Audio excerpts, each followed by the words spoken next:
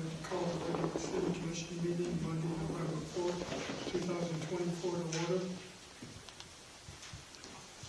We'll dispense with the invocation and the flag, pledge of allegiance, since we just did it, commission meeting.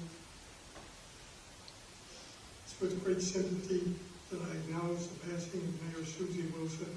She was a charismatic, a character, a heck of a storyteller, and she was proud of her family, proud of her city. This is reflected in her participation in government since 1980, and will miss her presence in the city commission, miss her smile, her sense of humor, her demeanor. I personally will miss her comments that she was making to me as we were up here on the commission. Even though she may have disagreed with you, she would never hold a grudge and would be willing to have coffee with you. We're grateful for her service to the community as mayor and as a commissioner. The world could use more people like Susie. We should all strive to reach out to someone that we don't know more often and make friends with them, just as Susie often did. Rest well, Mayor Wilson.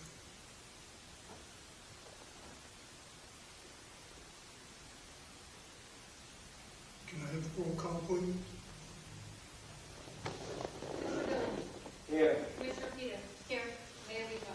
Here. Anyone in the audience who's not on the agenda, have anything to offer, please come forward now.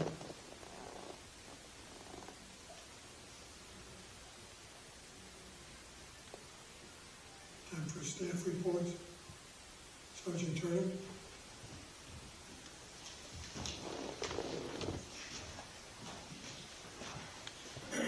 Good evening. Since our last, for October, we ran 285 calls for service. We arrested 57 different people. Those are comprised of 76 misdemeanors and 17 felonies. 34 subjects were charged and arrested with various traffic offenses. We had 7 subjects we arrested this month for possession of meth and drug paraphernalia. 3 subjects were arrested for outstanding warrants. 2 subjects were arrested for violation of probation. We arrested a sex offender for possession of marijuana and drug paraphernalia, which violated his probation. 1 subject was arrested for resisting without violence. 3 subjects were arrested for possession of marijuana and drug paraphernalia. We had 3 DUIs. 2 were alcohol, 1 was marijuana this last month. 1 felony battery, domestic violence. 1 subject was arrested for his 12th time violating the county ordinance of panhandling, right there at Snively and 17. We've got another guy, I think, that's been arrested 10 times. I don't know what it's going to take to get through to those 2 people, but every time we see them, we catch them, and they usually always have meth on them also. And another subject was arrested for a hit and run with serious bodily injury. For those of you that know, at the Eagle Lake Ballpark, we received a call of a hit and run. There's damage to, I think it was a batting cage or something. So Collier got that call, and it was literally a whodunit, and he did an awesome job. Found some calls on the screen where somebody had reported some suspicious vehicles in the area, and backtracked it, and we were able to find the person and arrest them. The passenger ended up breaking her arm in that, so it ended up making it a second-degree felony. We had 16 warrant checks, 355 traffic stops, 43 field interview reports, and just over 1,000 building checks. Again, we need to have people start locking their cars. We had a couple cars that were unlocked and had wallets sitting on their seat in their center console, so people unlocked the door, or opened the unlocked door and retrieved their wallet. So we had 2 vehicle burglaries that we have a pretty good idea who is doing it. But of course, they're a frequent flyer and they're not cooperating. So just please lock your doors. Help us out. Does anybody have any questions or anything?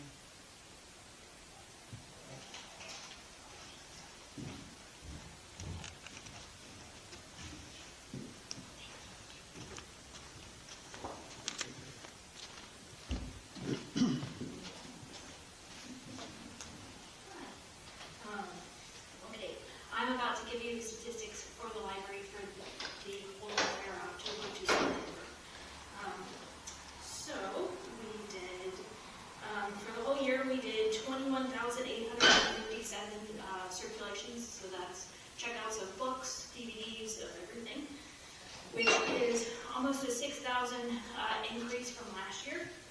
And then we made 147 library cards within the year, which last year we did 65. And then for programs, last year we had 11 programs. This year we had 147. And last year total attendance was 206, but this year was 1,746. So that's kids, parents, and everybody. And then, let's see. And then people walking through the door, last year it was 7,279. This year it was 11,631. And I will be sending all these lovely numbers to the state. So those are all the numbers for last year. Did I get to put in that report? Thank you.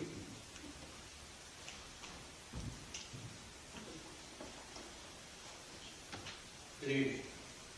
I've got 3 reports to give because September was overlooked. October was a special meeting due to Hurricane Milton and no conference. But before I do that, I'd like to introduce Code Enforcement Admin to the commission. Her name is Daisy Flores. She's just moved here from Orange County, and she's now living in the ranches, and she is helping me with all my paperwork and everything. If you have any questions for her. Welcome, Jason. Easy badge out.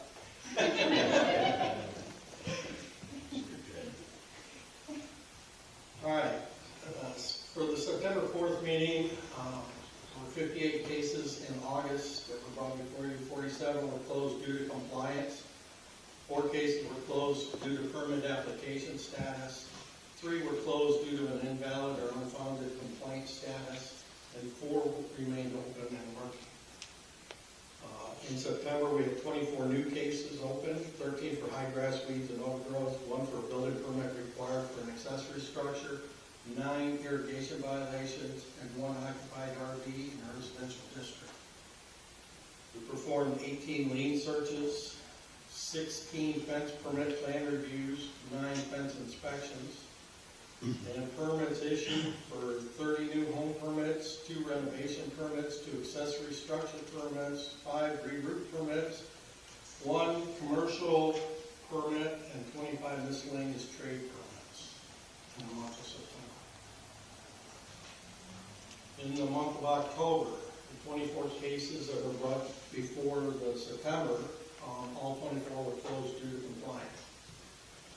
12 new cases were open, 1 for high grass, weeds, overgrowth, and fence maintenance, 1 for high grass, weeds, accumulated landscape debris, 1 for high grass, weeds, outside storage, junk, trash, and debris, 1 building permit required for an accessory structure, 4 irrigation violations, 1 inoperable appliance violation, 1 occupied RV in a residential district, 1 occupied RV in a residential district with high grass, weeds, overgrowth, junk, or trash, and 1 dead down tree, limbs, branches, and landscape material.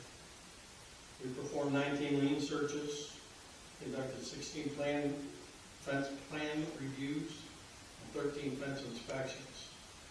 We issued 43 new home permits, 3 renovation permits, 5 accessory permits, 9 re-roof permits, 3 commercial permits, and 23 miscellaneous trades permits.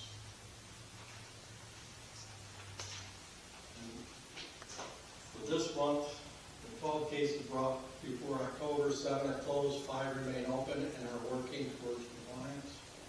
We have 11 new cases, 2 for high grass, weeds, and overgrowth, 1 for building permit required for windows, a building permit required for signs, 2 building permit required for fences, 1 building permit required for fence and accessory structure, 1 excessive junk, trash, and debris outside storage, 1 sidewalk maintenance, and 2 illegal unauthorized water connections.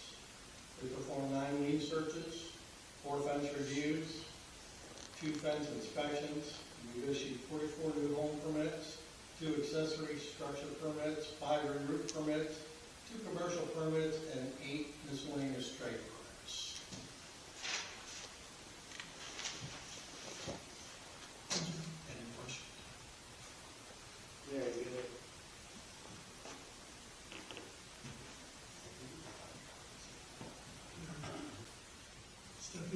Shagman,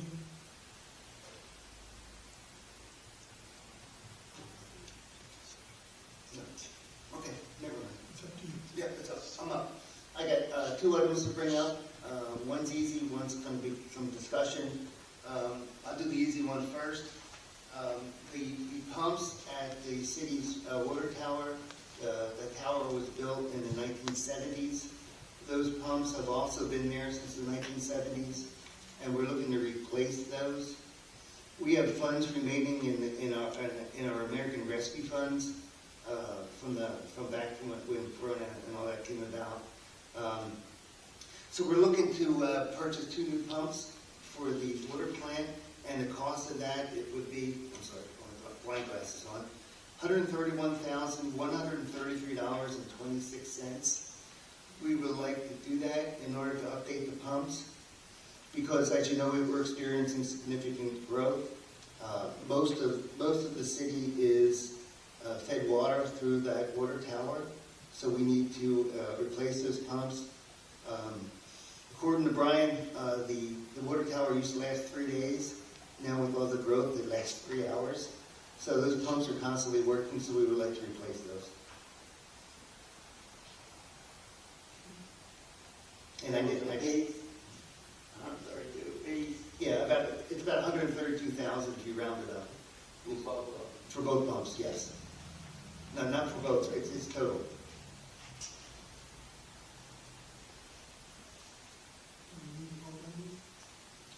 Yes, because it exceeds my limit in terms of ability to purchase. Any comments from the audience?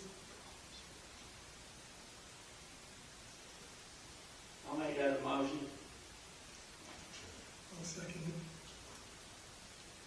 We have a motion and a second. Roll call. Commissioner Billy? Yes. Commissioner Peter? Yes. Mayor Rita? Yes. Anything? And then the second one is, we've had discussions numerous times about improvements to the City Hall Park.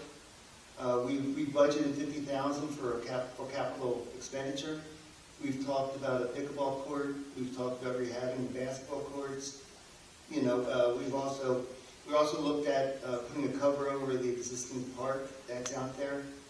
We built that park under CDBG funding, but at the time we didn't have money for the coverings for it, and we'd like to do that as part of the budget.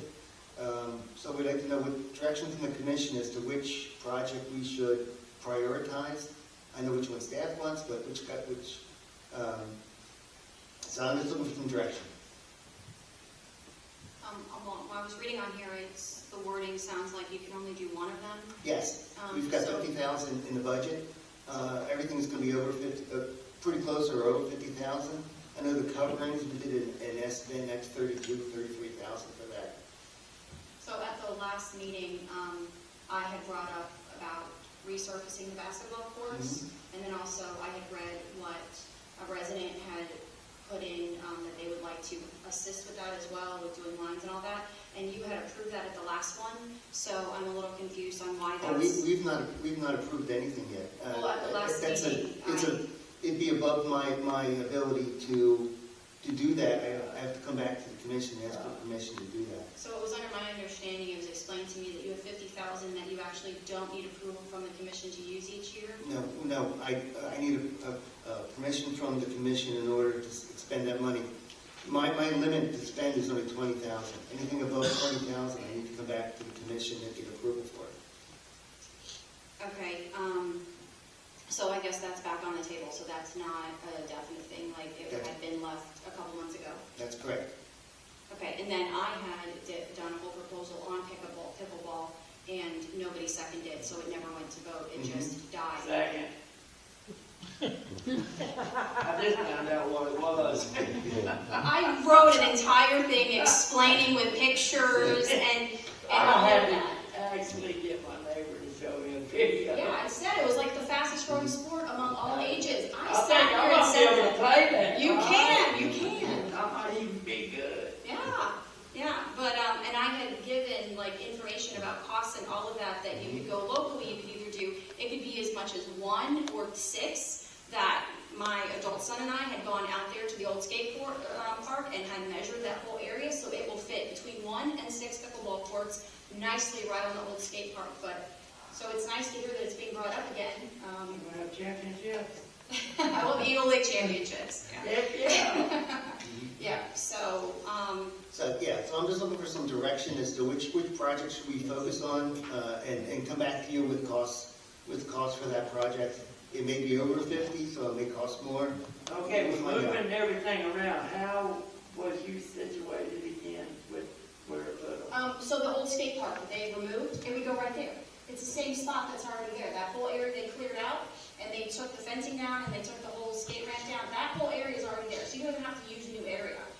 Something I wanted to bring up about the covering. I mean, in theory, the covering would be a great idea because then it wouldn't warp all of the hot sun. But there are so many trees there, and we are so prone to storms and hurricanes that we could spend a ton of money on covering, and then a tree branch can ruin it. And so I'm just thinking, like, logistically, yeah, that sounds great for shade, but there are a lot of trees there. And I would hate to think that we spend money, we don't do the other stuff. Because I'd like to offer something new to the residents. So like pickleball or something like that, something that the residents see we're using the money for them to use. That's why I brought up pickleball. It's every generation can do it. The covering to me logistically is just, it might end up getting ruined in the next storm or what have you because of all those trees and just how big they are. So I would say that in the basketball. That'd be up to the insurance company. See what they cover, you know what I'm saying? Yeah. I mean, as far as, if we're asking for a discussion, I would say I would rather give something to the residents that they continually use. And so would we be able with the 50,000, are you looking to spend all of it? Will we be able to do the basketball and we'd be able to do pickleball? No, the pickleball is probably going to be pretty close to the 50. How many courts are you looking at doing? Because that's a big I'm jump just in going to have the price. city engineer come out and take a look at it, and then because we have to go through the bidding process, so he's got to prepare bid documents and plans and such. Okay, because the basketball court is used every single day, and again, that's every generation, I mean, I would say that it would be more wise to maybe get fewer pickleball, but still offer pickleball, and leave some money aside to do the basketball. It depends on the cost estimates. We'd have to take a look at that. Okay. What do we need to do here? I just need you to say, focus on X. That's all I need. It's not emotional or anything, and say, based upon, our discussion now, to say, yay, pickleball, no, that kind of thing. Or And these are the yay, only three. basketball, take your pick. So these are Whatever the- you guys feel more comfortable with. So these are the three that you're bringing up. So is it off the table any of the other things that have been brought up in the past? Like I had brought up We've got- dog park and things with the We've land. got $50,000 that we've set aside for capital improvements. Okay, but within these the are the budget. three you were saying you would like to. These are the three that we've discussed in the past. I know we brought up things about dog parks and such like that, but these are the three most recently that we brought up. Okay. Number 2790 North 8th Street, I agree. Basketball court gets used a lot. A lot. It could be half a basketball court, that's fine. But something that my wife and I, we live right across the street from the park. And you guys are busy as all get out. But there's critters like where they're lurking around in the dark. Now, I mean two-legged critters. Lot of They're up love. to no good. No, they're up to no good. You know they are. We know that there's still drug deals being done over there. We see it. And again, I know you guys are really busy and great for what you do, but is there any way to get some security light, more security light? Absolutely. Because we're up somewhere between 3:30 in the morning. You sit out there, we drink our coffee, and they're constantly in that dark park over there, all the time. And it could be Friday night, Saturday night, Sunday night, Monday mornings. It's always in there. So is there any way that We got some cameras sort in there. well, not out in the park. We may have to They're go. looking around the playground equipment. They're running around the restroom down there. They're all over. And it's because it's dark. Yeah, it's pitch black dark over there. I know there's a large bright LED light on the far corner. The other night when you had those lights on for the Halloween party, great party though, by the way, fantastic. That's the first time we've seen the actual new basketball lights on the far side. Do you plan to put them on whatever? The other side. I'll bury you. Yeah, the other side. You all right? Yes. Are you gonna put them on the far side where they actually play the basketball mostly? Yes, Because yes. they're out there in the dark playing. They'll come in with their headlights in their cars, turn the headlights on and play basketball till Yeah. 9, That's- 10 o'clock at night, and it keeps them. Yeah. We do, that's at 11:30, something like that, supposedly. Yeah, but they're out there. Park closes at dusk. Does the basketball court close? Closes in the park. No, no, I mean, they're there playing at night, but it keeps them off the damn street, darn street, Well, so. that's another thing too.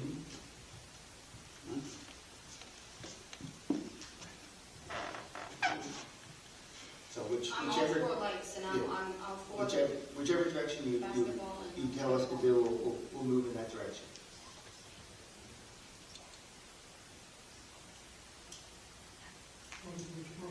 He's right about the basketball, they burn that thing up. There was someone over there over the weekend putting up the new nets for the kids.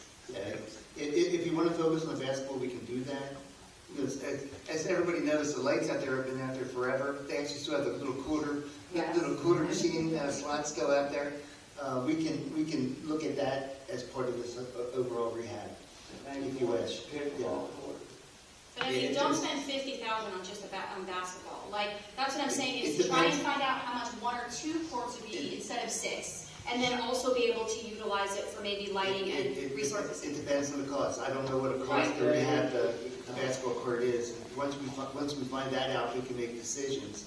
And if the commission at that time decides that, yeah, we'll spend an extra 20, 30, whatever it is, for pickleball courts, we'll come back at that point. But if that focus is basketball, I'll focus on the basketball, and then we'll see how much it costs. Forward progress, I'm all for whichever that is, so. That's everything. That's all I got. So my direction is basketball. With, and depending on the cost, looking at some pickleball. Okay. Thank you. That's all I have unless there's other questions. Public hearing. Consideration of first reading of ordinance O-25-01. Okay, Vice Mayor. Ordinance O-25-01 is an ordinance of the City of Eagle Lake, Florida, extending the corporate limits of the City of Eagle Lake to include therein additional territory lying contiguous and adjacent to the present boundaries of the City of Eagle Lake, describing said additional territory, repealing all ordinances conflicting herewith, and providing an effective date. General location is one parcel of land totaling approximately 11.07 acres in size, lying east of Spruce Road, north of Balmer Road, and west of Lake McCloud, with the street address of 416 Grassy Marsh Road, Eagle Lake, Florida, 33839, commonly known as the Williams property. I'll entertain a motion in a second. I have a question. Can you explain this, like this is all legal jargon, so for the audience, can we just have this in layman's terms, what exactly this means? Sure. The Williams are looking to annex into the city. They own about a round numbers 11-acre parcel that they're looking to annex in. They live on the south side of Lake McCloud that borders Balmer Road, and I think part of it is also a driveway that goes out to Spruce. And they want to be annexed into the city? Yes, that's correct. So right now, are they just unincorporated? Unincorporated Polk County.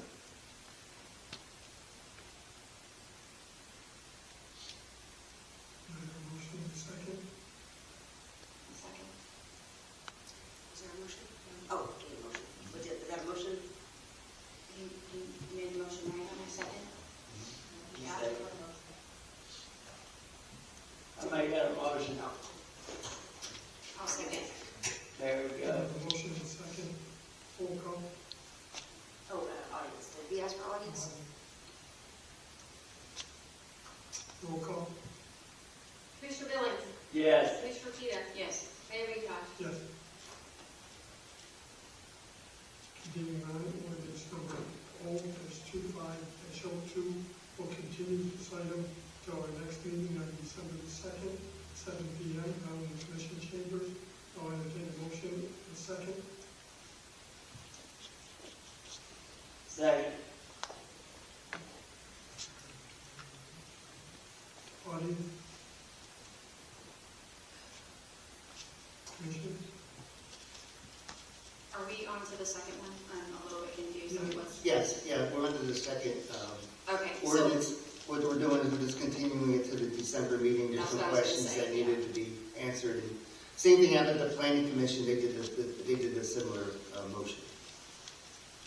okay, so what we're about to vote on is, Just to continue it to the meeting in December. okay, And by doing this, we avoid additional advertising fees and things like that. okay. Roll call? Mayor Eaton, Yes. Commissioner Billy, Yes. Commissioner Peter. Yes. Old business, consideration of free life vest initiative named in the honor of Mary Tillman from Commissioner Peter.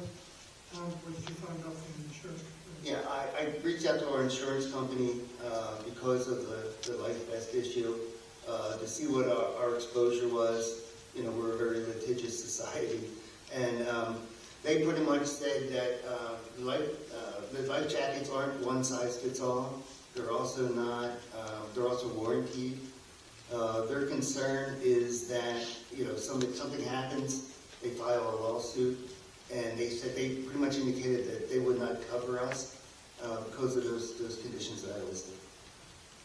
So we'd be on our own for any additional liability should an accident occur. So when I had brought this initiative up at the last meeting, it was approved. I had asked for permission to start this initiative. I've already purchased. I told you that this was going to be. I spend my $150 that I get for commission on projects. So I've already bought the life jackets for both boat ramps. Already made the stands and already have the signs that are going to go on it that are in honor of Aaron Tillman, who drowned a few months ago, and because he did not have a life jacket. Probably at, you know, his use. Yeah, I reached out to the insurance company only because I was concerned from the city as a whole in terms of what our exposure would be or what our liability would be, and that was their response back to me. Okay, so they said that life jackets aren't one size fits all. Well, that's why I got all the sizes, and so it will be a small, medium, large, extra large at each boat ramp, and it is you take in return. And so it's for most people who are frequent with the water are going to have a life jackets, but it's for people who are moving from other areas that they're not used to that, or they come and they were just coming with a friend and they didn't plan on doing that day, and they can take it right there. And if it gets lost, I'm going to spend the money that I get, you know, to replace it and all of that. So you had said yes. No, I said it was within my ability to purchase, but that was You not. had said I could go forward with it, and the only thing we were going to be voting on right now was making it in his honor because. I reached out to the insurance company just to make sure the city is covered if there's any issues that may arise, and that was their response. Okay, so but their response is I'm giving the response to what they said was we're not just going to have one size fits all. I got every size that's going to be on there for people, and if somebody's wearing one, they're going to be able to be saved if they are drowning. I understand. So if we can have playgrounds and there's liability of people getting hurt on playgrounds, we can have a boat ramp where people could, you know, get hurt on those, then why giving a free life jacket stand in each of the boat ramps? I'm just conveying what the insurance company told me. Okay, but I just cleared that up. That just like we have playgrounds that mean you basically need a tetanus shot to play on the playground, and we're not closing down the playground. So So how many jackets would be posted at Eagle Lake Boat? yeah, so it's just one pole. It's in cement. We're just going to dig the hole, put it in. We've already secured it. You know, we already secured it into the concrete, so we just have to cut the bucket off and put it in there.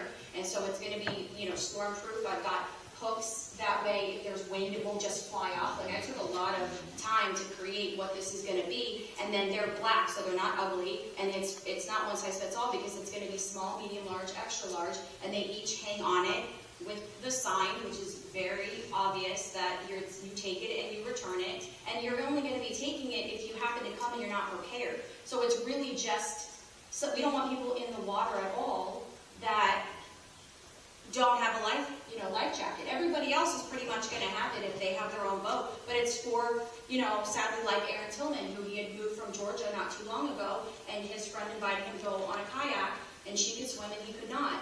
And if he had had a life jacket, things might have been a little bit differently. And so I'm thinking, how many people are coming here, and going in the water that their friend invited them, or they just last minute decided to do it, and there's a life jacket right there that you can put it on and then put it right back. I don't understand why we would say no to that. I would think I'd be more concerned if somebody suing, that there wasn't safety precautions or there wasn't signs out there that says wear a life jacket. I'd be worried they'd sue that we weren't trying to save people than what you're saying. So what the insurance company says?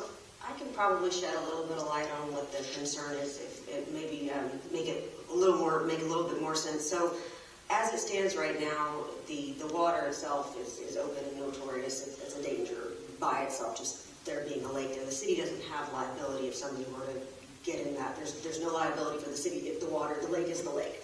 And the insurance company, I think what they've conveyed is that by putting out the life jackets, and they attract people to get into the water and create a liability for the city. So if one of the life jackets, say a buckle didn't work, or somebody didn't put it on right, if the city didn't have somebody out there showing somebody, making sure that we're having a lifeguard, or not being able to be out there to police it, it creates a liability that the city does not have otherwise. Now a park, the city has the parks, the city does have liability for the parks, but only for negligent maintenance. If it's something the city knows about, if there's a nail sticking out of a piece of equipment, the city knows, if somebody gets hurt, that's a liability the city has, but that's also a liability that the insurance company would cover. So we don't have a liability as it stands by there just being a lake there and the city having we do have a boat dock, but if somebody were to drown, it's creating an additional liability that the insurance is indicated that they would not be inclined to cover. So can't you just add it to the policy? I mean, how does Legoland have, a water park? How do they cover all that? I think it's probably an assumed risk for them because they have people and staff that are there, but it's up to the city. I mean, the city can do it or not do it. However, it would need to be with the understanding that the city is going to be undertaking an additional liability that the city does not currently have, with the knowledge that if somebody were to get injured or something were to happen and somebody were to sue the city would be on its own up to sovereign immunity liability limits, which is currently $200,000 or more. And that's also about to go up here in the next couple of years. But so just whatever decision you make, it just as long as you're knowledgeable about what those risks are, and it does create an additional financial exposure for the city. Although it is something that is a great thing. I mean, it could save a life. I mean, I'm just thinking, I think it's negligent knowing that this 18-year-old athlete, sadly drowned, and a life jacket could have been the difference. And it's like, well, what if there's more, and we still have, and now we have Grady Judd out here, looking for somebody else. And I brought this up, and we're saying, well, because of insurance. I mean, then nobody would give a 16-year-old a car because they'd be like, well, the insurance, I mean, you have to just make decisions and say, what's the thing? It's saving a life, or we're incurring a little bit more on the insurance? Now, But if it came off of our boat landing, like this out of Eagle Lake, once you step off in the water, it's a whole new ballgame. Where you don't own that. Yeah, but here's the thing. My name is on this because I'm the one who sponsored it. So if anything, people would come after me. Because I'm going to be the one who has to, I'm going to be the one that if they get lost or stolen, I'm going to be the one going out there. I'm going to be the one going out there and removing them during a hurricane. This is my initiative that I'm doing because I think that this death shouldn't just be in vain, and that as a city, it happened and we can do something about it. And I've already purchased everything. Everything's already ready to go, and you, Tom, already gave the thumbs up at the last meeting. And all we're voting on today was supposed to be about making it in his honor, because I cried at the last meeting and couldn't get through it. And so I just don't really understand how we're backpedaling.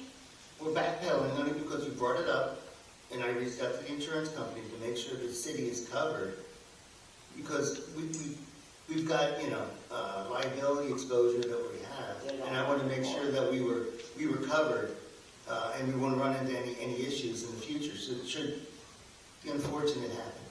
Did you take out any more insurance when you had thousands of people here for the trick or treat event? No.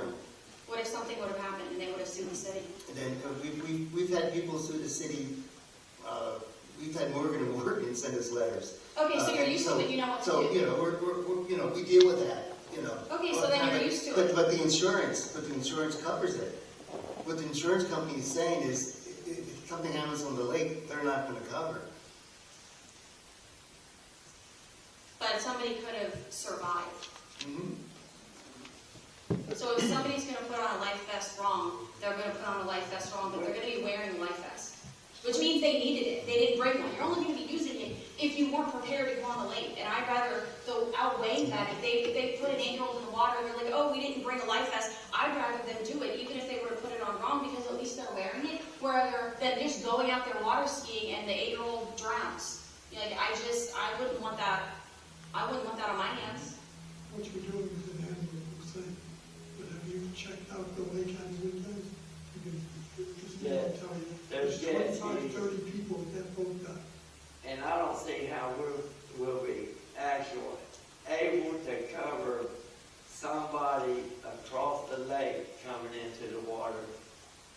And they come over and get a life jacket. Right, And they go back out. right, that's But fine. they don't bring it back. I don't care, that's the thing, is it's not the city's issue, then I'm the one who's starting it. But how So if would- they steal it, they steal it. But Then how- I'll replace it with the next 150 every month. Because remember, I'm giving all the money that I get every month back into projects within that. So if somebody is that hard up that they want to steal one of them, then go ahead. I don't know that that's the concern. It would be, I think, this, if somebody were to say live across the lake or access the water from across the lake at a private piece of property, if they get in that lake and somebody gets injured or drowned, the city has no liability.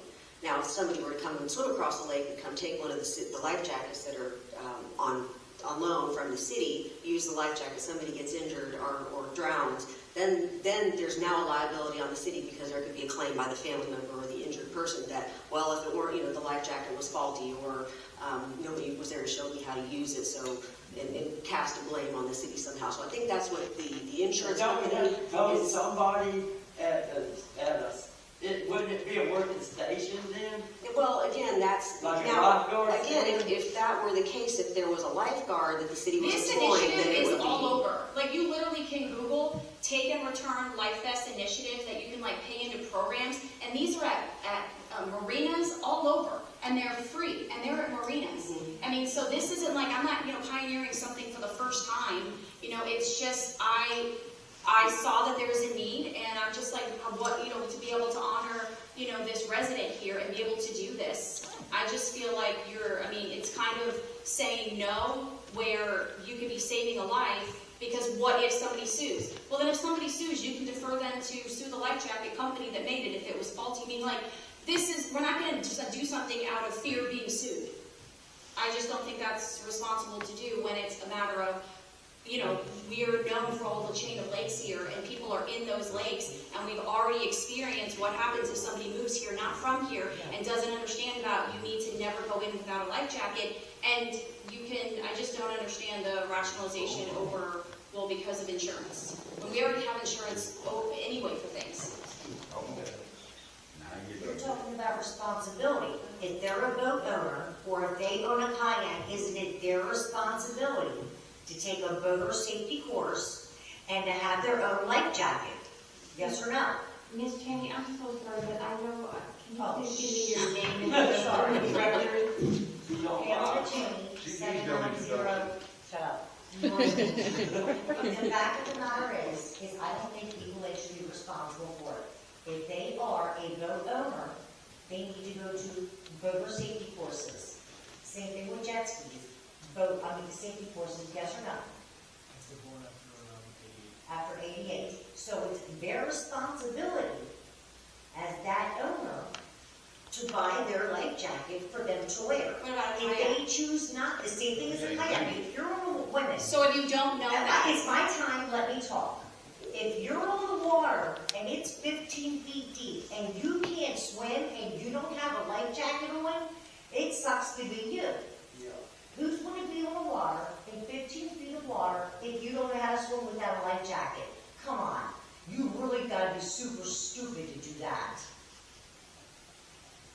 So just. Well, I'm sure Aaron Tillman, which is exactly what happened to him, his family would have called him. But wait a minute, but you're putting this on the back of Eagle Lake, and that's not fair. I am sorry. At the last meeting, Tom agreed. He chose to go out on that water, okay? And if it happens again, I don't think you should fall back on Eagle Lake. If you're going to own a boat or a kayak, it's your responsibility, just like when you have a child and you put that child in a car, what does that child need? A car seat. Same thing with a jet ski, boat, or a kayak. You should have your own life jacket on. Sorry, but that's just common sense. Yeah, that is a good point about the vessel. It's the law, Exactly. one per person. Go ahead. Good evening, Bernard Keith, 119 River Dairy Road. I have a question. Was the liability because it was city-sponsored or because it was on city property? I don't know that it makes it, no, that's a good question. Nobody owns the water. Because, well, yeah. I mean, that's the gospel. Yeah. So my question is, if there was a nonprofit or there was a nationwide program that actually sponsors that, would that take the liability off Now, the city? that question, and that was something that was actually running through my mind, say if it was a private organization that you know, hey, Nonprofit or something, yeah. now, that's something that could be posed to the insurance company. That wasn't the way it was presented to the insurance company, to my knowledge. I wasn't privy to that conversation, but there might be some possibility that through an individual or an entity, that would be something that the insurance would say, yeah, we'd cover it. But as it stands right now, but that's the concern. It's not that, I think that when Tom made these communications to the insurance company, it was with every hope and every desire to get the answer that we wanted. We didn't get that answer, and the answer is, hey, we're really creating an additional exposure to the city that doesn't currently exist, even though it's a wonderful thing to do. Yeah. It's just a dollars and cents Yeah, analysis. be conservative in order not to conform or create a liability or perceive a liability. So let's say if a program is found or a nonprofit organization that would sponsor it, would they have to come here in front of the commission to do a presentation, or how would that work? That would be however the city commission would want to receive that information, but that's. Are you taking into account whatever the insurance? We need to get the insurance, because just say it's, up to $200,000 for a claim against the city, that's on the backs of the city residents, so it's, the decisions would be, we want to make sure that there would be coverage for claims like that. And unfortunately, like Tom said at the beginning of the conversation, we are in a very litigious society, and the city's got limited resources. All right, thank you. I just wish this would have been brought up at the last time, because I've gone and done all of it, and purchased all of these things, and created all of these things, and done tons of research on this. And you could have said, Tom, at the last meeting, because you just said, yes, it's on the record. You didn't say, let me go and ask you as a city manager said yes, and then I acted on that. I said it's within my ability to purchase, is what I said.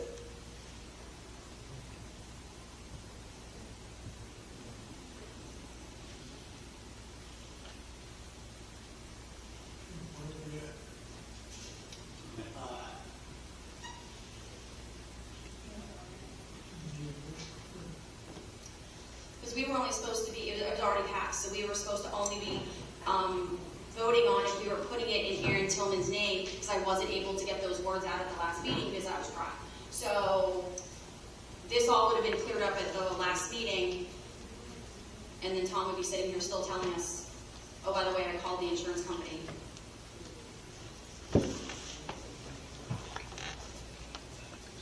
So we're supposed to be voting on just dedicating it into his honor.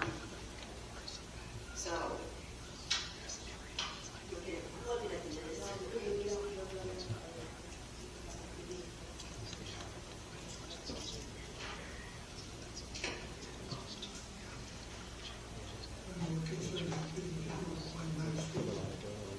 Yeah, I just wish that this would have been something that Tom had brought up at the last meeting. Instead, he gave the go-ahead, and then because the city manager did that, I went and did things.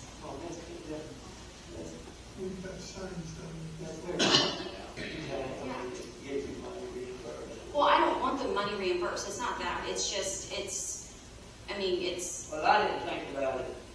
Once you step off of that dirt, grass, land, it's a different ballgame. Water is, you're in that water. How many of those kids do we have in one pollution? Yes. And it's scary. It says not to do that. It is. right, and that's what I'm saying, is that for the people that don't know about water safety, the people that aren't from Florida, the people that are, it's a last minute thing, and a kid from the high school comes over and is like, hey, come on over, and they're not used to that kind of thing. They have something to be able to use right in that moment.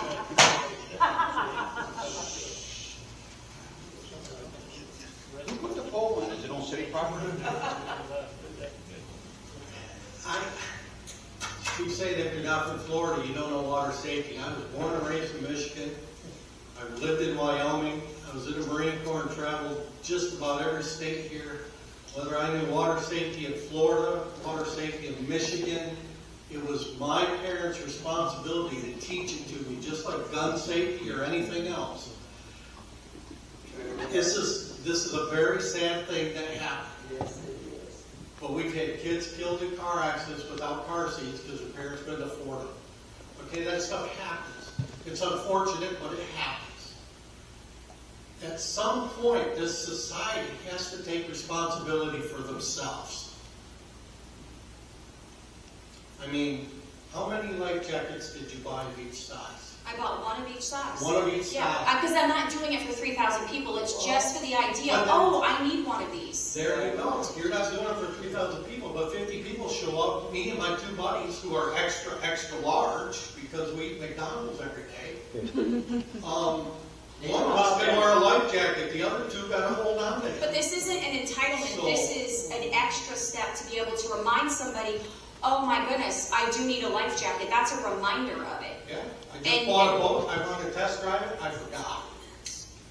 I mean, we could go on with scenarios all day long, but unless you have enough life jackets to supply enough people in the right sizes, oh, I'm a medium, but there's only an extra large left, so I'm gonna wear that, and when I fall over, I just slide through it.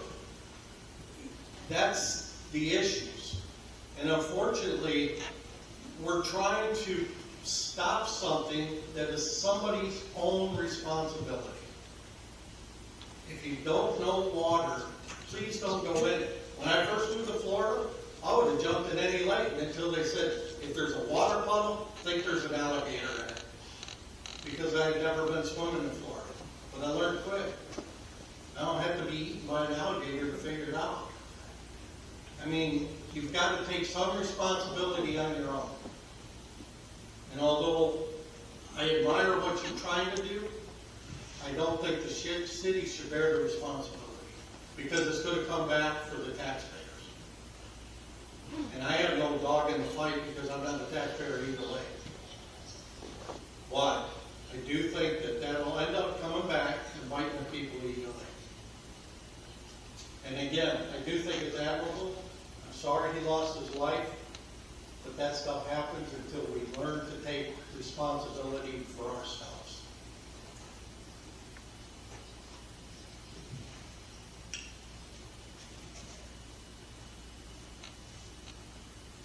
Should we table this till the next week? I'm sorry, what was your question? Should we table this till the next meeting? We could table it until the next meeting if the commission would like to, or if, I'm trying to find the minutes for what the action was at the last meeting. I'm just unable to find them on the fly here. I think it was in the September meeting. But we had a special meeting in September. Yeah. So I don't think it was a consensus, but okay. But I recall that there wasn't a vote taken. And we'd have to look back and see what the minutes are. And the other thought that's coming up is the possibility of there being some kind of waiver. But in that case, I mean, if somebody were, it would be a conversation with the insurance company. There may be some other avenues to look at. Several different avenues that we could look into, but they're all coming back to the same place. And even if there was like a waiver that somebody could sign, then it would be a sign at the dock or at the boat ramp saying,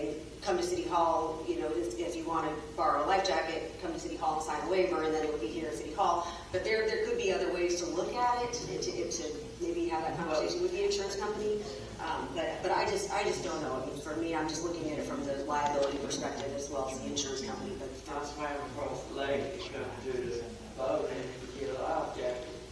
I mean, where they put your body into that water, how are we to know? We've been pondering for a long time. yeah, and I think that might be the insurance company's perspective that you know, Yeah. and unfortunately, that's the nature of our society. Say, oh, well, now we can cast our net broader and try to blame it on somebody else, and then the city's dealing with the lawsuit. That's the concern. That's my only concern about it, is just looking at the exposure for the city. And these are all great points. I'm just saying, as a commissioner, that these all should have been brought up, or it should have been tabled then. And this is just this is the tension I have with the city manager, is that he says, yeah, to everything. And then it really doesn't mean yeah. It just means, okay, if I want to or I don't want to. This is what I'm saying is, when the city manager says it, it should be, that's it. Because all this could have been said, great, we take it all into consideration, but you sitting there saying that's my issue, is that, and this is an ongoing thing. Well, and I'm going to speak about this item in particular because, you know, during the meeting, if this is the first time that something has come up, and for me, you know, I regret that I wasn't able to sit up here and come up with all of the legal concerns that I would have. I mean, this is just, you know, sometimes things are on the fly, so I didn't have any notice of it. Otherwise, I would have been able to prepare and think, oh, let me think this through, we're going to have some information. Well, you could have What is tabled right it, here yeah. on the fly, but I believe that there was a motion that was made, or I don't recall exactly how it went, but I mean, as I recall it, and I'm trying to find the minutes, I can't find it, was that it was within Tom's ability to implement or look at a program like that, and that was the consensus. And now, I mean, Yeah. Tom is, without everybody, let's look. now I Tom was is expecting that researching it and was brought going it to back. be like me bringing it up in new business, and then we were going to bring it up today in old business like normal, but it didn't. It just got approved, and I was like, praise God, it got approved immediately. It was just a matter of, hey, you know, you were saying, if we're going to make it in the name of somebody, let's would then need to vote come- on that that. would need to come Because back. so this right here, the fact that on the minutes it's showing old business is not, let's vote on this. Old business is if we're going to be naming it in Aaron Tillman's name. So that right there should clear up about what happened in the business, because we would have been voting on this right now, and we're not. We're past that. We're to let's just say that it's going to be named in his honor. So that should just clear up any misunderstanding about what happened at the last meeting 2 months ago. It was a thumbs up, absolutely yes. And I know because nobody ever proves anything I say, so I went home in disbelief that I can't believe we actually got a yes on something I said. Well, there was no vote on that item, as I recall. It was just, he just said, yes, great, let's do it. And I thought, oh my goodness, I can't believe it. And shock. And so that's why I want to make sure I got on this thing immediately. I don't want to waste any time. And now I come in and I wasn't able to take the word of the city manager, which has been my problem since April. Well, we did too, didn't we, Steve? We, you know, without doing our homework, we opened up, and we shouldn't have. Yeah, and I'm not saying it's your fault. I'm saying for me, it's the issue of the city manager, because he could have, at that moment, been like, well, let's make calls, let's vote on it, because everything else has been, it's new business, and then this meeting, it would be old business, and we would vote on it. But he just said, absolutely, let's do it, go ahead. And I thought, oh my goodness, I can't believe we're just jumping like 10 steps. It's great. And it was only today supposed to be voting on if we're going to either have the initiative and not have it named, or if it's going to be in the honor of Aaron Tillman. And that's why it's listed right here like that. And just so the audience knows, the commissioners aren't the ones putting this together. This is all put together by the city clerk, who reviews everything and puts it in this order. So if there would have needed to be voting on something, she would have made sure there would have been voting on something.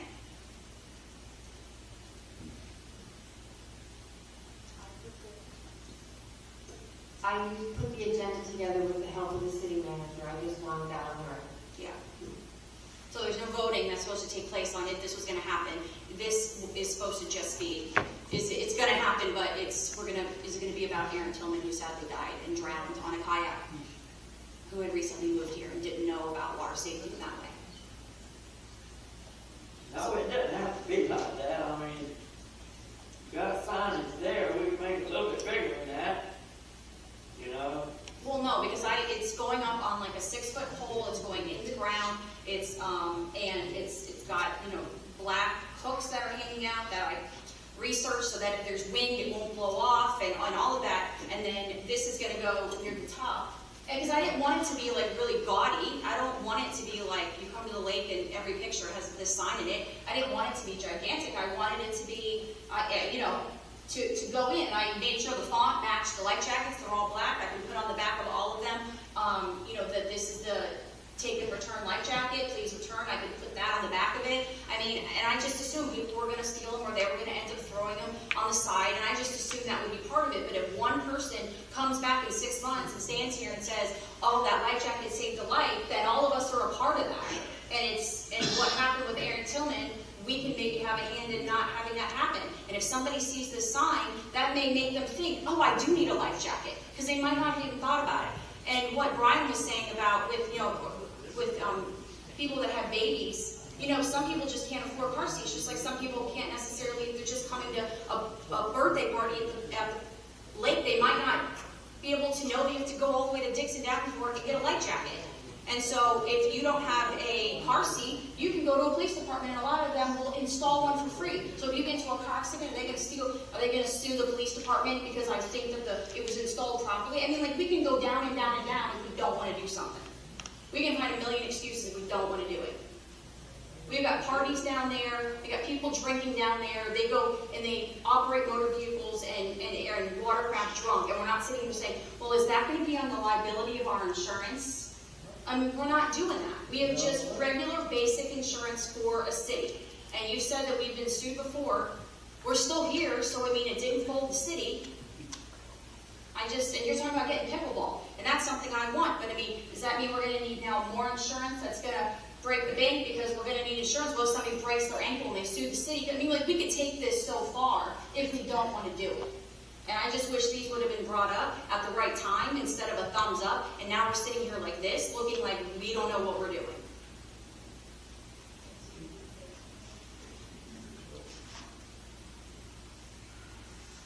I was waiting. I mean, I thought everything looked kosher myself, but apparently not. But that's not what So we can still say that this is moving forward, is that correct? He's just giving us some information, but as a commission, we can still vote how we want to do it? Can we do this?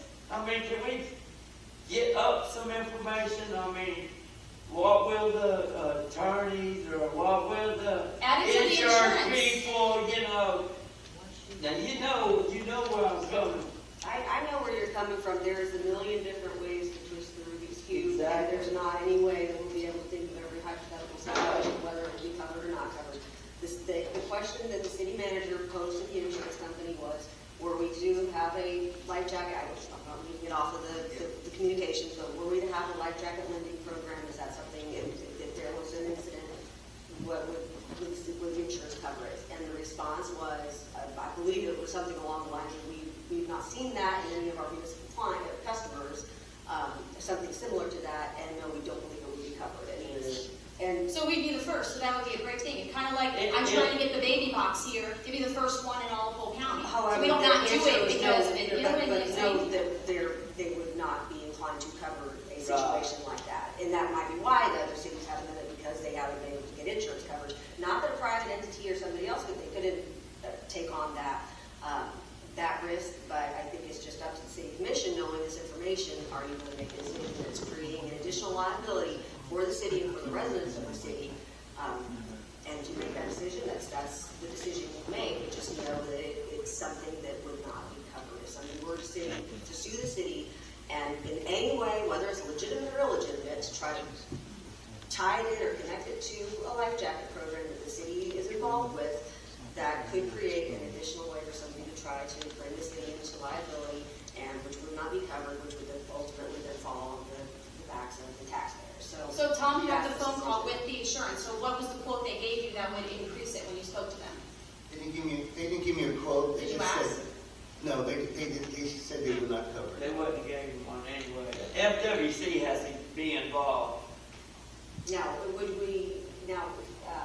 be a question, is there an endorsement that the city could obtain, or is there something that the city could do in the way of a waiver that the insurance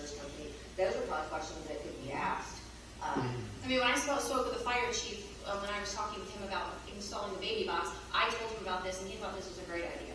And I just want to say one thing, this would be the second time that I brought something up that would be adding something at the lake for safety, and it's been no because of insurance, because I wanted the floating dock along the side of, the boat ramp at Lake McClode that would rise in and go up and down with water, and it was immediately, we didn't vote on it because it was a liability, what if somebody gets hurt? So it's just like, we're not gonna do anything, because, I mean, it doesn't make sense, like, where the bar is gonna be, because we've got like rust on all the playground equipment, and I'm more worried about somebody getting hurt playing on that stuff, than if we're gonna put life jackets for free at the boat dock, at the boat ramps, and if we could put a $500 floating wooden dock on it. Like, it's just we're saying no to things, and then there's not a lot of information about it. Like, Tom, if you spoke to him, you should be coming back to me saying, this is the amount of money, and we should be voting on your information about how much it's going to increase the city insurance. It's hard to get a quote when the insurance company's saying, well, I don't, you know, for the most part, I don't think you need to be on that page. Well, then maybe we switch insurance companies to one that knows how to, like, explain things. Well, why don't you just pay the bill then? I already said that my name is on it, so if somebody wants to come after me, they come after me. But Pay the you're insurance. linked to the commission, Yeah. and you're putting a pole in City of Eagle Lake property, am I correct in that? That's correct, yes. There you go. That's as good as the city saying it's okay. Okay, And thank then you. you made a comment that someone can come and pick up the life jackets at City Hall on Saturday and Sundays. These girls work their butts off. That's just thinking out loud. I never said that. They don't want to come here on Saturday and Sunday and sit here all day and sign out a life jacket. This whole program is where nobody else has to do anything. We're digging the hole, we're doing it, we're not, there's nothing else that like maintenance has to do. I'm taking it 100% onto me, and it was already accepted, which is why we're in this position. The bill would fall on the city of Eagle Lake. That's what they're trying to get a hold. That's what they're trying to explain to you. I understand that, and this should have been tabled and done, so I agree with you. All of this was great, it should have been done in a certain order. Just table it. We've been on this for like 25 minutes. Then just table it. Let Tom go back, ask more questions. You write the questions down that you want asked. Tom can do it, and they can come back to the next meeting. Yes? Check the bill. If you pay extra money for Here we go. insurance, we have to pay that in taxes? Yeah. Yes. Or, okay, then I vote no. I vote no. So the Seriously. audience doesn't vote, that's why we're I residents. know. No, if our taxes are going to go up for 4 life jackets, then no. Now, if you had 400, but not for 4 Then life somebody would jackets, complain that it's ugly and it obstructs their view of the lake. So we could go and follow this domino. You're right. Just table it until the next meeting, please. Yep, I'll research more with you. Thank you. Okay, Okay, we got that. let's go on to new business. Consideration of resolution number R-25-04. Madam Attorney. Okay, bear with me. All right, Vice Mayor, R-25-04 is a resolution of the City Commission of the City of Eagle Lake, Florida, adopting a budget amendment for the City of Eagle Lake for fiscal year 2023-2024, reflecting an amendment to revenue generated together with the sources of the revenue, delineating an amendment to the expenditures by Department of Activity, providing for conflicts, severability, and an effective date. That's it. Yeah, and it's basically, with last year's budget, we exceeded revenues and expenses because of the growth that we're experiencing, and therefore we need to have a budget amendment for that, and that's what this reflects. I'll entertain a motion in a second. What are the things you're amending in the budget? Oh, it's listed on there? Well, there was 118 pages sent to us. Yes, no. If you look at the resolution, it says engineering costs are greater than the original budget. Plan review and inspections were more than budgeted. The paving, which we budgeted an extra $100,000 for, and park improvements greater than originally budgeted. And then under the enterprise fund, engineering, of course, solid waste expenses, simply because we're having more and more people come in. stormwater expenses are greater than originally budgeted, and capital projects under the enterprise fund. So this is an amendment to last year's budget, not this current fiscal year, 2023, 2024 is what this is related to. And so basically this shores up the budget from last year, what was in the budget versus the actuals. And it's required to be done within, I want to say 60 days of the adoption of the current budget that we're presently in. Can I have a motion in a second? Second. Audience? Commission? Roll call? Mayor Vitas, No. Commissioner Billings, Yes. Commissioner Peters, No.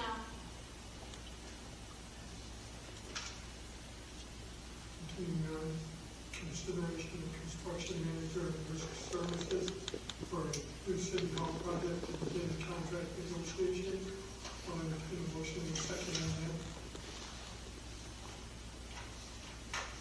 As you know, we put out a request for qualifications to area contracting companies concerning the new city hall we're looking to construct, and we're looking to engage a construction manager as part of that. We've received, I believe, 6 applications for qualifications. We have reviewed them with the architect, with the city engineer and staff, and we're recommending that we enter negotiations with Rhoda for that construction manager. Audience? And just so the public is aware, so this is, what the city manager is talking about is he wants a $25 million city hall rebuild, and this would be to hire a project manager for this, and we don't have the money for that, the $25 million. So we're voting on if the consideration of a construction manager for the new $25 million city hall, all these buildings would be demolished on this entire corridor. What's the proposal amount, Tom? What's that? Proposal amount, how much is the proposed? We don't, in terms of the construction They manager, just need the qualifications? yes, it's just a request for qualifications, and then we're going to negotiate a cost with them. If we can't come to an understanding, then we'll be back looking at somebody else. Can I have a motion in a second?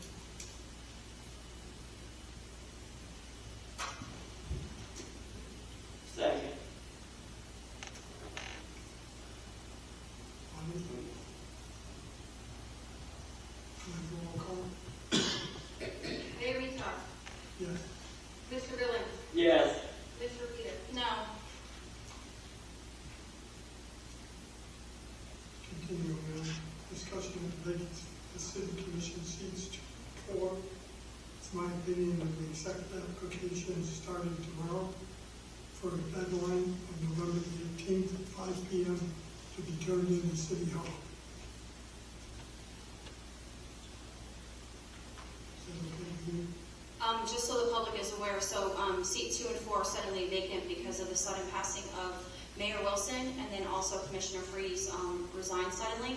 And so we were 5, and now I'm 3, and 3 is the minimum. So I'm thinking we need to just stick with the 3 that we have. This is what it was going to be back in December when I had filled out paperwork to come in, when I had read the Ledger article about, you know, it could fall apart if we didn't have 3. And so we were supposed to be the original 3 that were going to be doing it. And so it would be my opinion that we do not, musical chairs here, that we just keep it the 3 that are here until the terms are up, because we can run on with 3. If I could comment about that. The city charter has a requirement when there is a vacancy on the city commission by death or resignation that the city commission, per the charter, is required to appoint somebody to fill the seat until the next regular election. And so that's simply the reason for the looking at filling, at having an appointee. But whoever would be appointed, if somebody is appointed, if there's a decision made by the commission, there would ultimately actually still be a regular election In in April. Yeah, so it would be for a short term, but we're just, this is on the agenda because there is a charter requirement. Just both, yeah. It's a fill in, fill in. Yeah, both Right, seats yeah.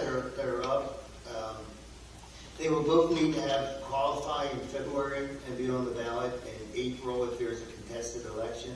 So whoever we appoint, if we appoint somebody, they would be on there, but they would have to qualify in February and potentially run in April of the election. Yeah, but both of those seats are up for re-election. In April, but technically, we're allowed to have 3, correct? That Or you can hold- we can run on 3, which is why we're running on 3. You can conduct business on 3. What is that? I believe it's within 60 days we have to appoint. I thought we were allowed to Yeah. run, because when I had come on, and it was gonna just be the 3 of us, I was told that 3 is what you needed. Three is required, yes, you need to have 3 in order to, basically to conduct business, to have a vote on anything. Now, We don't there is- necessarily have Yes, you to. do. You have to, there is a requirement, there's 5 city commissioners, and there is a requirement in the charter for those, and there's actually, you're required to have 5 commissioners. Sometimes there's gonna be a vacancy if somebody dies, and there's a short period of time. In the code, I wanna say it's, I'd have to look up the section of the code. I believe it's 60, yeah, so 60 days from the date of, yes, or an appointment. So the commission, it says, shall appoint somebody to fill the vacancy within 60 days, and then it will go through till the next regular election, which would be in April. I know it's a very short period of time, but those are just the requirements of our, the city law. So you're And saying state because law. there were 5 when we started this, we have to maintain that 5, but 3 is legally what you're allowed to If you have 5 and 2 people are out of town, you can still have a meeting with 3 commissioners. That, in order to conduct business, you need to have a quorum to vote. And so that would be 3. You can't pass an ordinance unless you've got that quorum. Now, 5 is what you're required to have a seat of 5 people on the commission. This was required by our city charter. So if we have a vacancy, the city commission, per our own code, has a duty to appoint somebody to fill that vacancy. Now, other cities in their charters, they have different requirements, but ours requires the city commission to fill it, and then the code of ordinance gives 60 days, and it may just be that somebody's, on the commission for 2-3 months. And if that person wants to run, they can run, but they still have to qualify just like somebody that's not So on the it's an commission. interim because both seats that are available were going to be up for re-election in April anyway. Yes, So it would be either interim. us appointing or it would be us looking over applications. What's this process? You would be appointing somebody, however you want to do it. You can accept applications, however the commission wants to. I mean, you don't even have to. Some people can come in and make a presentation. There's no set rules on how the appointment has to take place, but our code does require the city commission to appoint somebody within 60 days of the date that the vacancy occurs. So that's just what the rules are. How you go about it, that's up to the commission. Just to say that historically, the commission has accepted the board appointment forms, and they are brought back to the next meeting, and at that meeting, the people that have put their application in have an opportunity to speak to the commission, and then the commission would usually choose from those applicants. And they have to do the same process. We did all the paperwork and all They the, cannot do that. If you're appointed, it's different than if you're running for the election. If you're appointed because of a vacancy on a commission, you fill out a board appointment form. But come next February, you're qualifying, you would have to fill out all that paperwork. so I was appointed, but I had to do, No, filled out your paperwork during qualifying. Okay, so that's the qualifying. difference. Yes, ma'am. okay. So are we in agreement to take the application starting tomorrow, the 18th? I'm good with it. Taking the applications, then would have time that we're gonna, is Tom gonna have a workshop where we're able to get together, because he doesn't usually want to do workshops, so you guys together. So is this gonna be that we're voting that he's gonna do that, and we're gonna all be on the same page and know what we're getting, or is it gonna be blind and they're just gonna come in here and we're gonna wing it? Normally what happens is the commission would say, if they came in on the 18th, I would get them all in the agenda packet for December 2nd. And at the December 2nd meeting, during usually the special presentation part, the people that submit a board appointment form would have an opportunity to speak to the commission and give a little background history about themselves. And then we would would vote right And then at that, after everyone had an opportunity to speak, the commission at that point would discuss it amongst themselves, but yes, then at that point, if they would like to, they could vote at that time.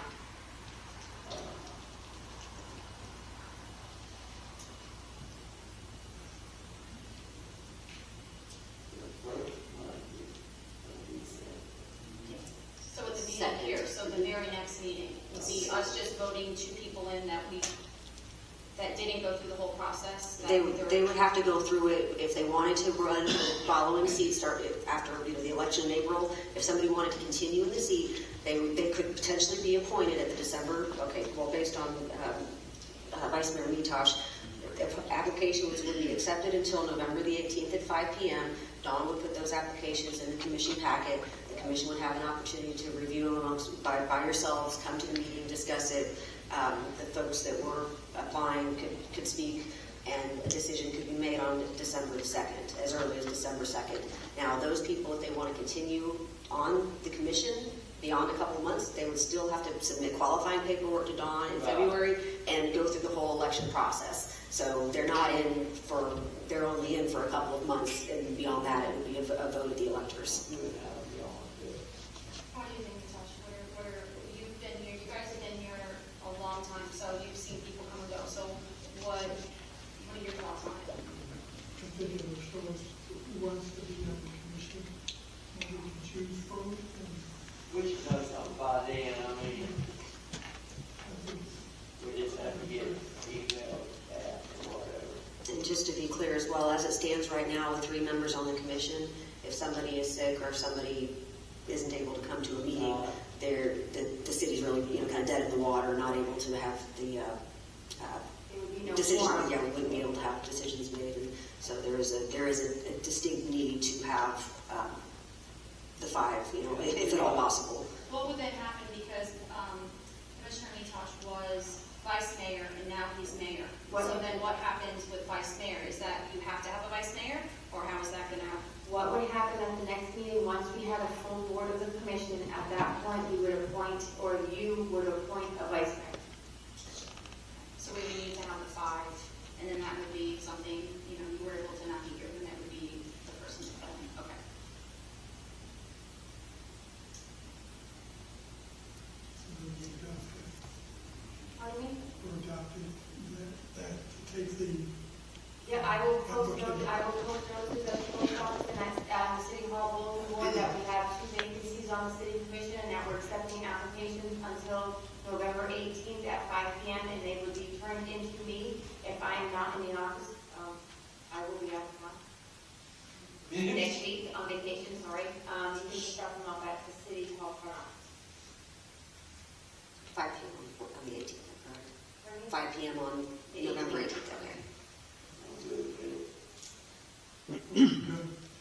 Continuing on with the consideration of the public facilities subrecipient agreement between Polk County and the city of Eagle Lake for Eagle Lake Recreation Project.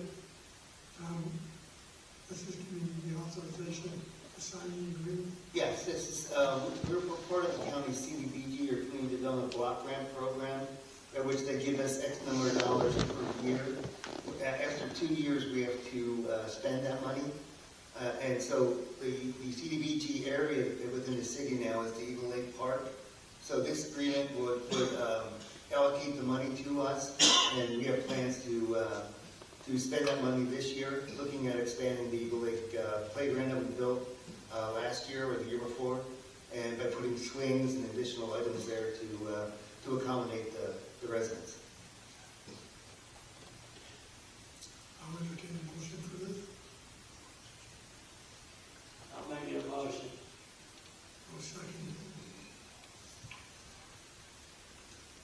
All in favor? All opposed? Consent agenda items A, B, C, D, and E. I'll entertain a motion and a second for that. I'm making a motion to approve. I'll second it. Audience? Commission? So this also includes that budget. So we're going to do one vote on emergency meeting, the next special commission meeting, approval of financials for August, September, and approval of bad debt. We're gonna do that in all in one vote. Yes.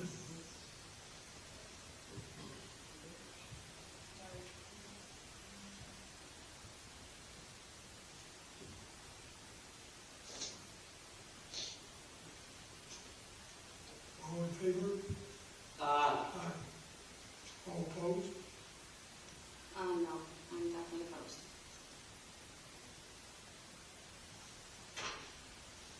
I do not have any report for this evening.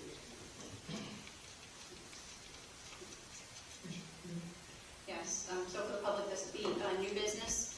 So I propose, because of the sudden passing of Mayor Wilson, for those of you who don't know, she's spent a large part of her life owning the used car dealers that are in town.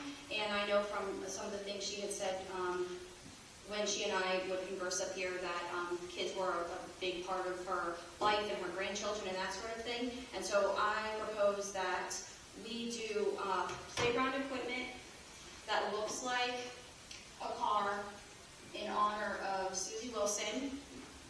And her favorite color of shirt to wear was pink. And we can put a license plate on the front of it. And so this would be what you were talking about adding playthings or play equipment to the park. I think Susie and her grandchildren and her family would probably love this. I know some people will do like a memorial bench or what have you, but I think this would be something that she would have loved.